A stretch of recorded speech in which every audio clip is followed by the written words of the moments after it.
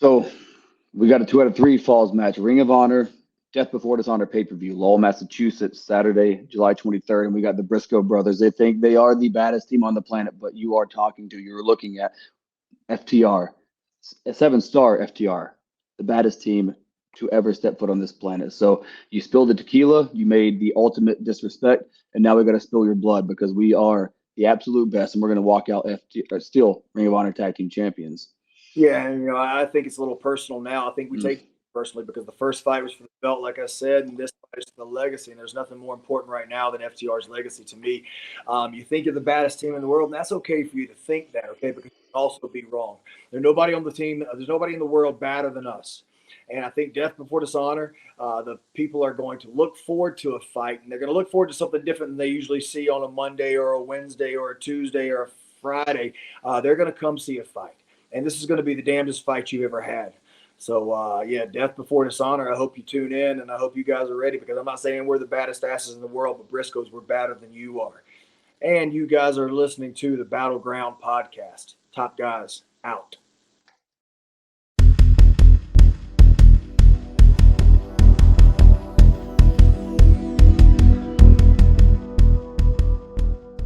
What's up, you guys? Welcome into iHeartRadio's official wrestling podcast, the Battleground Podcast. I'm going to go ahead and bring in my tag team partner, Eli. Eli, what's going on, dude?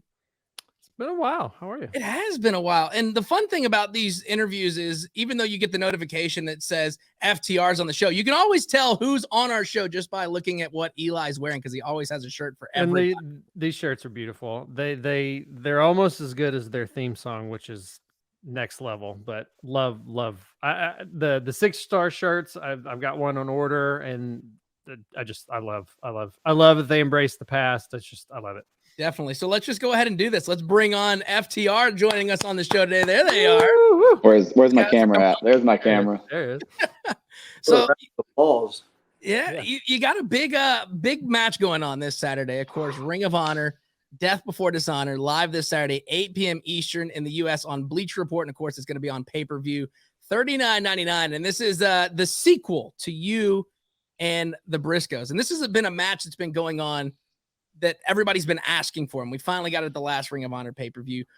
Going into, I guess, the sequel to this, what's on your mind heading into this one? Oh, man. It's going to be it's all of our matches. But, especially this one's going to be a fight. And all we want to do is make the people feel a certain way. And I think that we do it better than anyone else. I think we're more physical than anybody. And I think it's what resonates with a lot of people is they understand that we're fighting for something. And they feel like every match we have, we're always fighting for something. And I think we are too. And so I think going into this match, the only thing on my mind, I could care less about star ratings. I don't give a shit about, making some kind of newsletter. I want to make people feel, and that's all we're worried about. Yeah, we want to make this Ring of Honor restart, especially under Tony Khan's banner for the first time. We want to make it special. We want to make it memorable, and what better way to do that than have a memorable match? Definitely. So. The first one took a long time to come together, and it was one of those things where we never knew when it was going to happen. This one came together a lot faster, but it was like we found out about it, and we're like, you know what? Let's do it. So I don't expect it to be, again, like you said, we're not looking to have the wrestling match of the year, but we want to have one of the best fights of the year. And I know, like, my mind right now is we're going to feel a lot worse Sunday morning than we do Saturday night. Yeah, for sure. And, we've had about 3 months to look back and take in everything that happened at Supercard of Honor. Of course, you and the Briscoes going at it. Is there anything about this match or maybe the buildup that you would change, or was that as close to a perfect match as you can get? Because, we watched that promo video of you guys sitting there with Caprice and then them pouring the tequila out, and that broke my heart. Yeah. Well, I paid tequila, so what do you think it did to me? Yeah, I tweeted this morning. They spilled our tequila. We spilled their blood. Like it's an eye for an eye, and that was Clase Azul. That wasn't what they're used to. Like Dak said, that's the good stuff. Yeah, that was the Champions brew right there. Oh, yes. So it's kind of ironic when we look back on this. So roughly a month before Supercard back in March, you parted ways with Tully. And, you know, there's really not a way to kind of overstate his influence. I mean, obviously Hall of Famer and all that. But it's ironic because right after that is when, you know, for lack of a better term, you guys really took this to the stratosphere, you know. Do you think ending that partnership was kind of like, I guess, a spark or something that really you kind of needed that last bit maybe to believe in yourselves or something? Like, I think it was one of those things where like our time with Tully paid huge dividends for us. Like career-wise, being associated with Tully is something that holds a lot of value to people that understand wrestling and respect wrestling, and just the knowledge that he brings and the knowledge he taught us in the couple of years we were together. Like it's something that I think helped us take another step to where we are now. But like it had ran its course, and now like he gets to go do the Tully Blanchard Enterprises, and he can help all these other young guys with a mixture of veterans too that can help some of these younger guys. And that's where he's going to be so strongly suited because he can talk more for them, and he has so much knowledge for all these guys like Atoa and Khan and those guys. So I think it works out beautifully for all of us, because I do think that severing those ties, I don't know if it was something where the fans finally, that was like the final sign for them that we didn't want any more outside interference, no more underhanded tactics. It was just back to what it was in the beginning, tax and cash. And I think that was the final thing where it's like, okay, now that's what we want. Yeah, and I could feel the shift of change coming with the fans. Like, you know, he and I talked about it a couple of months before it actually happened. Like, man, they want it really bad.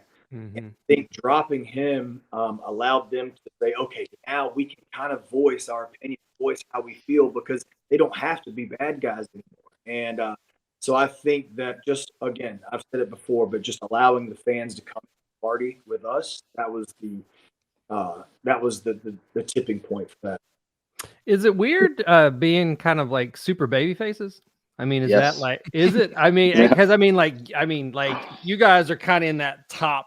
I mean, I would say super baby face is a very good description of that. I mean, It's kind of surreal right now, honestly, just because it's been so unexpected, at least for us, like, because again, being bad guys for so long and being good at being bad guys, you just kind of expect to always be more like the Midnights, who were, for the most part, always the bad guys.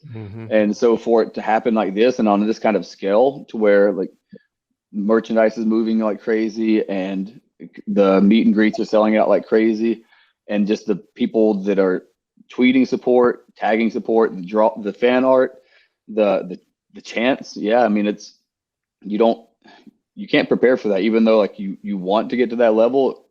Like you don't know how to prepare for that when it finally happens, because it's so much like overwhelming support. Yeah.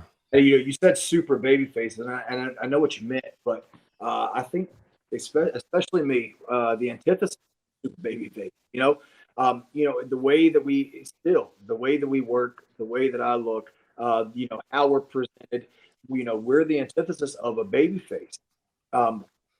So I think that you know, being over and the fans loving us, you know, that's super baby face. But you know, again, like I said, being the antithesis of a baby face, never having to change our style, never having to change our talk, the way we do things.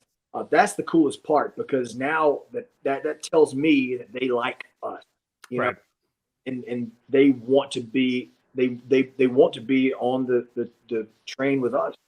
And I think that they know as well that we're huge wrestling fans, but also where we come from is where they've all come from. You know, we come from money. We didn't come from you know, this crazy luxury life. We started at the very bottom, 5'10" North Carolinians with Southern accents, not great bodies, but we made it to the top of our profession, and maybe one day could go down as being the greatest of all time.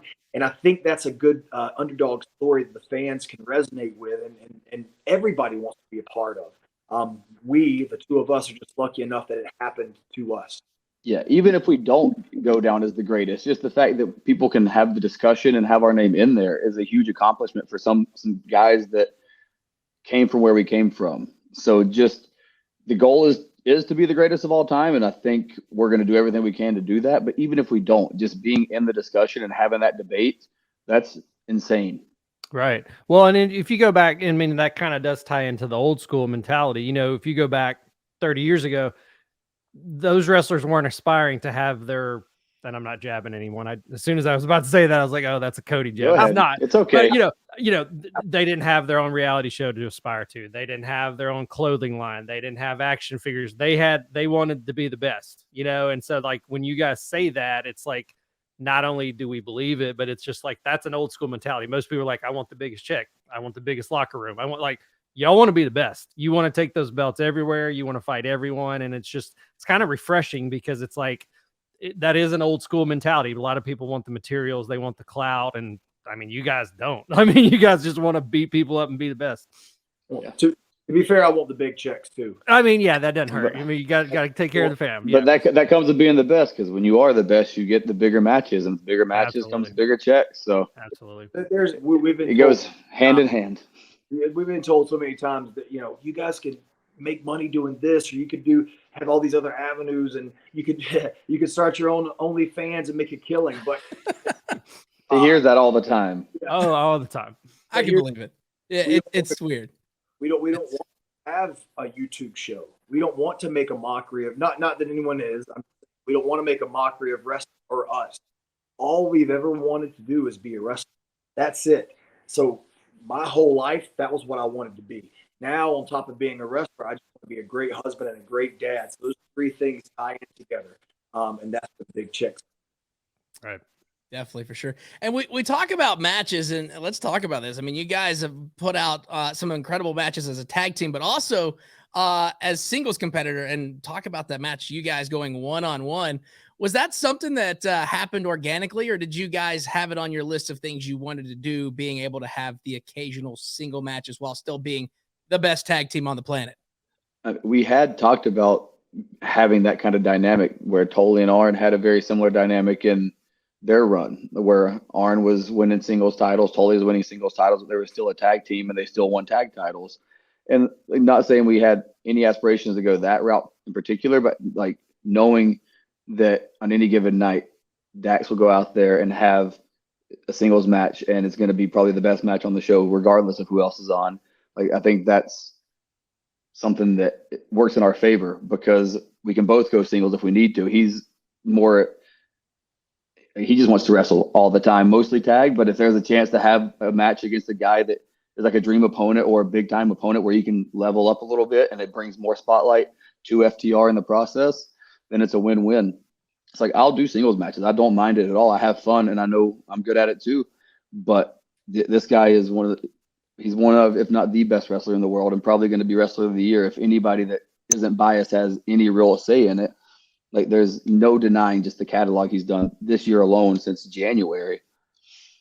All right, thank you. I think that it goes hand in hand. You asked if we planned it, or was it just kind of divine intervention that happened? I think it was both. I mean, we had talked about it forever, but we wanted it to be the right opportunity and the right time, and it just so happened that the right time and right opportunity was the Owen Hart. So we begged Tony. He wasn't on board. We begged and begged and begged. He still wasn't on board. And finally, I think he got tired of us begging. He was like, all right, fine. And going into the match, we knew exactly what we wanted to do. We knew what we needed to, and we knew how we needed to do it. But more than that, and I think we did it. I hope I'm not speaking out of turn or being too egotistical, but we wanted to have the match that people associate with Owen Hart. Because that's probably the best way to describe it. I mean, honestly, that is. We didn't win, which is unfortunate, but that's okay. But we wanted to have the one match because this tournament was so important, not just to us, not just to fans or Tony, but to the professional wrestling. It was so important to bring Owen Hart back into the spotlight for professional wrestling after 20 years of him being gone, or 25 years, I guess, or close to it. Close to it, yeah.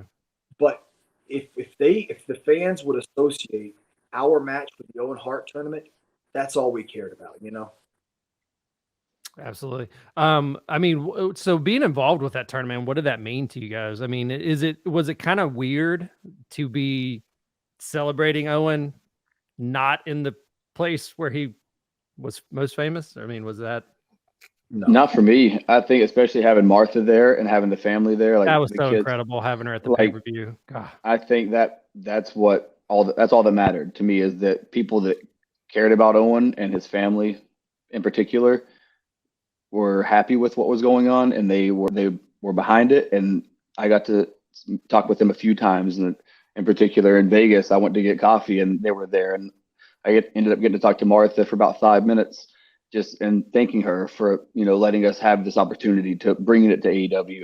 It's like just the fact that we had that chance, and to see how happy they were, and to see the family really like taken aback by all the outpouring of love for Owen. Like that's what mattered, and I think that's really exactly what we accomplished. So it wasn't weird for me at all.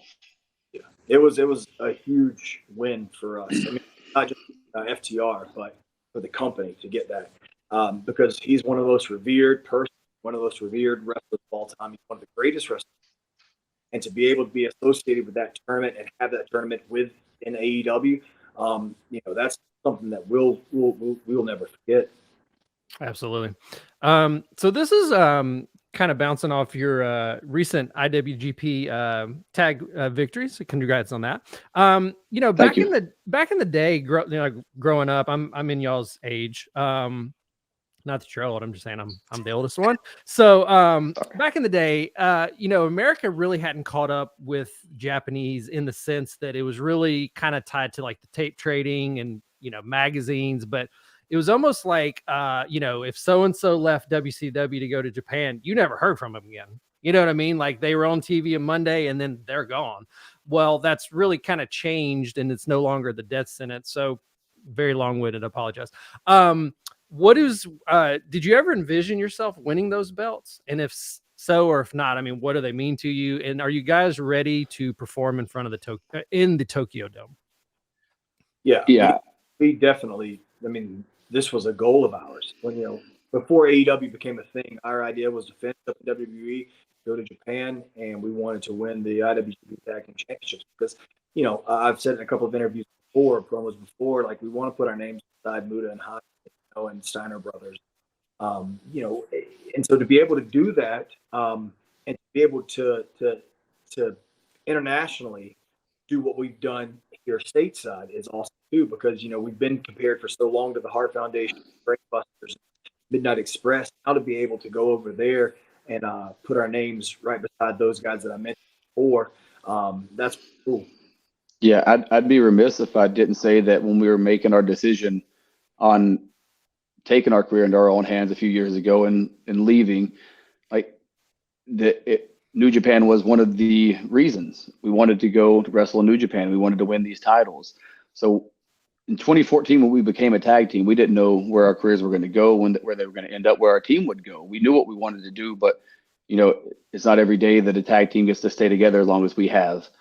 And we started 2018, 2019, 2020. We really started saying, like, where do we want to take our careers? What are these things we want to accomplish? Like, would we be selling ourselves short if we just always took the money and didn't know if we'd get a chance to show our worth? Or is it best if we just take this leap of faith and we go out and we have all these other things we want to do?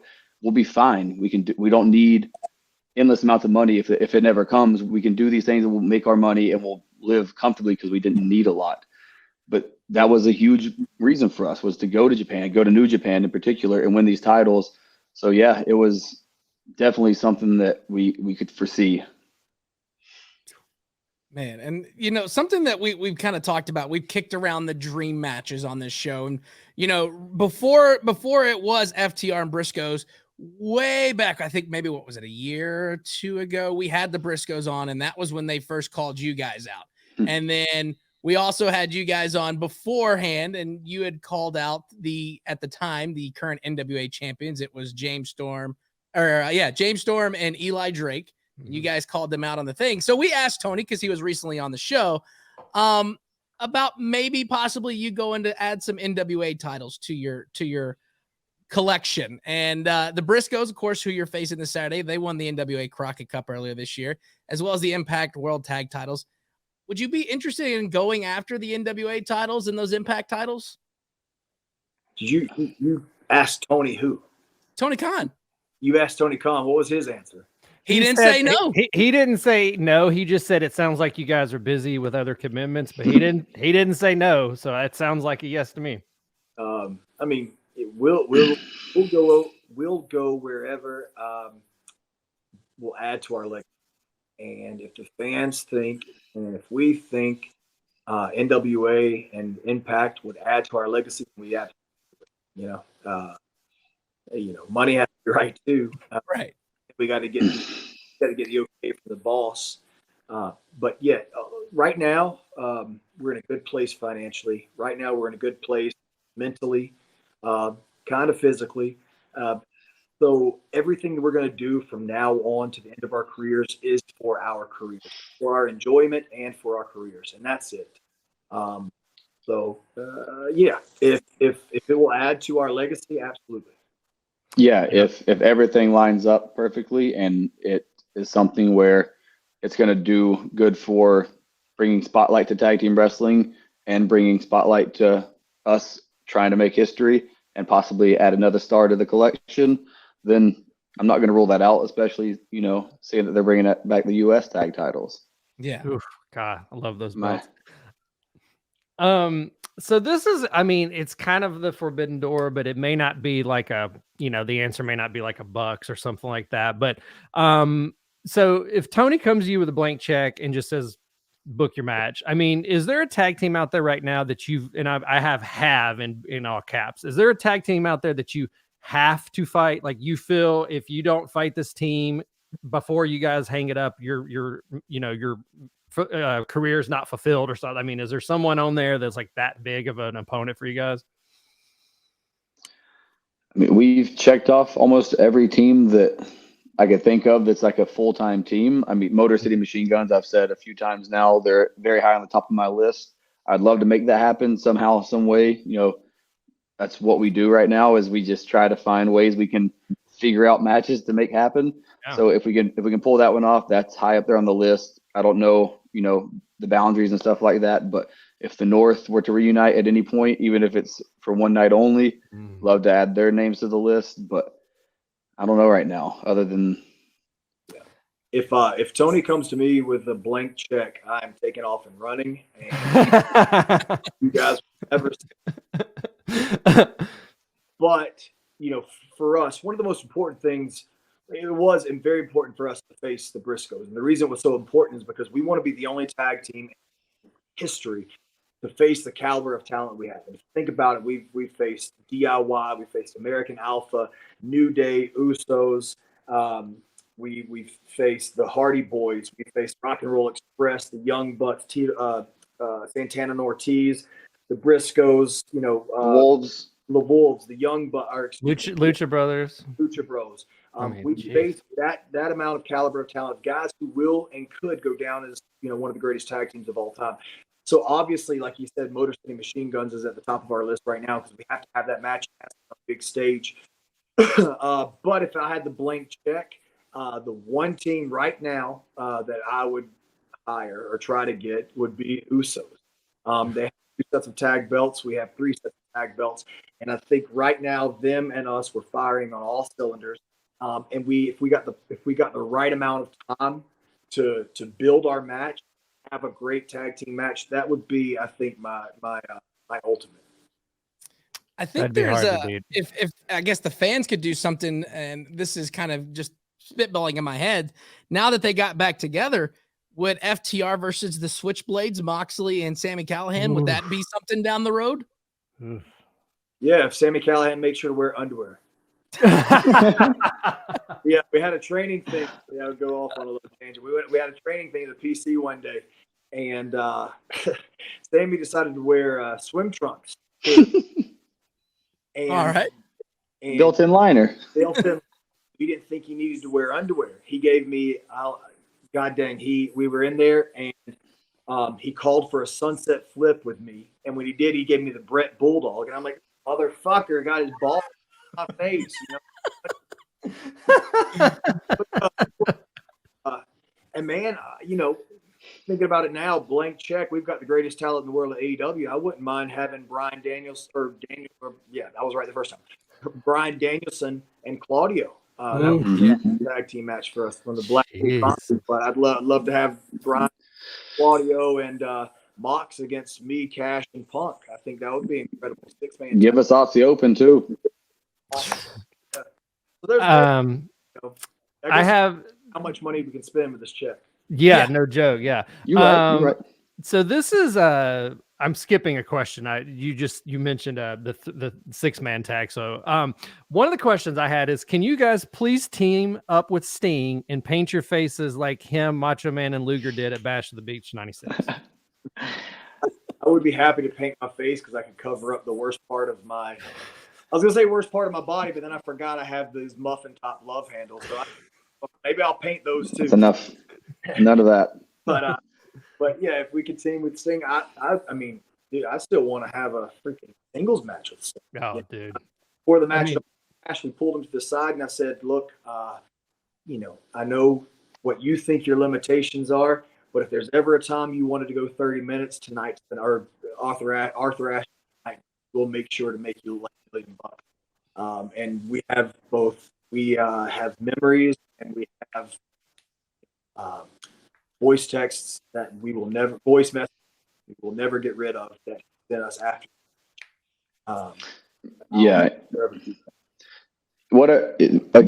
Against Sting or tagging with him, like, I'll do any opportunity we get to work with him, I'll take.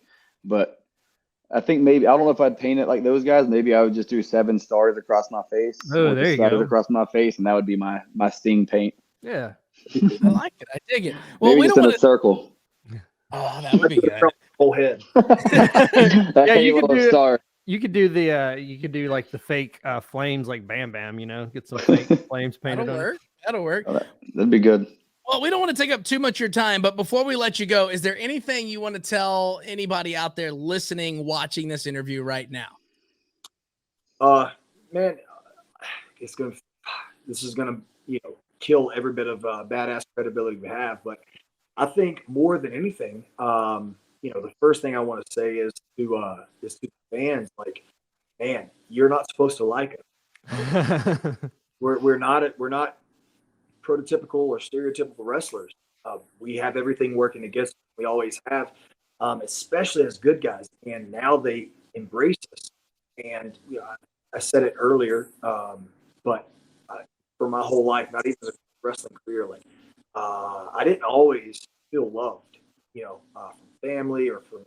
I didn't have very many friends, and to be able to have that love, and I think that's why going off on a tangent now about my family, but I think that's why I love so hard right now for my wife and my daughter, because I never experienced it, and now I'm experiencing it from millions of strangers, and that is the ultimate compliment and the ultimate gift anybody can give to me.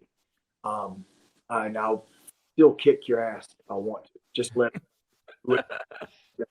My second thing to say is fuck the Young Bucks. Yeah, I'll pick up from there and say yes, fuck the Young Bucks. But I don't know, I don't understand. I get why you love a guy like Wardlow. I mean, he's a dreamboat, but you're not supposed to love me and Dax. That doesn't make as much sense. But I don't know. I think the girls love you, dude. The animals, they all love you. The dogs, that's all I care about. Give me the dogs. But no, I think I don't take anything for granted as much anymore because of how crazy the past couple of years have been and the amount of people lost. Like, not just for me, everybody's lost a lot of people. I feel like in the past couple of years, it's just been the hardest time that any of us probably can remember as far as just everything being shut down. So like, now to come out of that and to have like this crazy outpouring of love and support, it makes me just more appreciative of everything. And like, I need to take a step back, and when I get upset about something so trivial, I need to remember like how lucky I am and how great my life really is. Yeah. So I appreciate the reminders and I appreciate the love and support, because it's been something where you don't expect it, but when you get it, like literally every time we come out, like it's something where I make a point, and it's not just like I'm doing it for the look. Like, I'm really trying to take it all in and to remember it, because it's been special. So thanks. Yeah. Definitely, for sure. And of course, this Saturday, you got a big match ahead of you. Ring of Honor, Death Before Dishonor, live this Saturday, 8 p.m. Eastern in the U.S. on Bleacher Report. And of course, all major cable and satellite TV providers. $39.99 for the pay-per-view. And it's stacking up to be a good card. You look at everything down from it. And I mean, you guys have a 2 out of 3 fall. So that you got your hands full this weekend. Jeez, that's crazy. Yeah. It's going to be definitely going to be the biggest physical toll we've taken in a long time.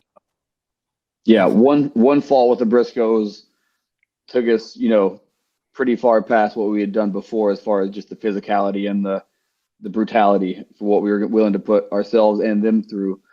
So knowing, I have all the respect in the world for those guys, but at the end of the day, their respect doesn't help our legacy. And we're looking to build something that no one can argue with anymore when we decide we want to ride off into the sunset.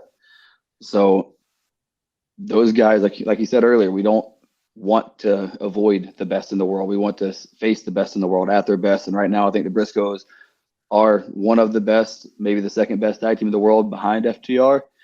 And they're doing some of their best work.